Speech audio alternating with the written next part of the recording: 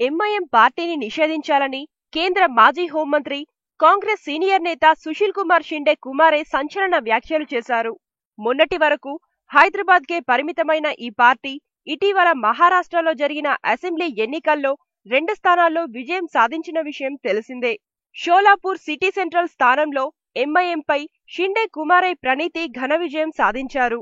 తన నియోజకవర్గంలో జరిగిన ఒక కార్యక్రమంలో మాట్లాడుతూ ఎంఐఎం పార్టీని నిషేధించాలని, ఎంఐఏ దేశద్రోహానికి పాల్పడే పార్టీ అని ఆరోపించారు. సిద్ధాంతపరంగా ఎంఐఎం సిద్ధాంతాలు పూర్తిగా భారత్కు వ్యతిరేకమని సంచలన వ్యాఖ్యలు చేశారు. దీనిపై మజ్లిస్ పార్టీ అధ్యక్షుడు అసదుద్దీన్ ఓవైసీ ఒక ఛానల్కి ఇచ్చిన ఇంటర్వ్యూలో స్పందిస్తూ షిండే కుమారే ప్రణీతి బహిరంగంగా క్షమాపణ చెప్పాలని, లేకపోతే తనపై పరువు నష్టం దావా వేస్తామని ఆయన అన్నారు. మహారాష్ట్ర ఎన్నికల్లో ఎంఐఎంకు ఓబీసీ, దళితుల ఓట్లు గణనీయంగా వచ్చినందుకే నిస్పృహతో ఎంఐఎంపై ఆరోపణలు చేస్తున్నారని అసదుద్దీన్ వ్యాఖ్యానించారు.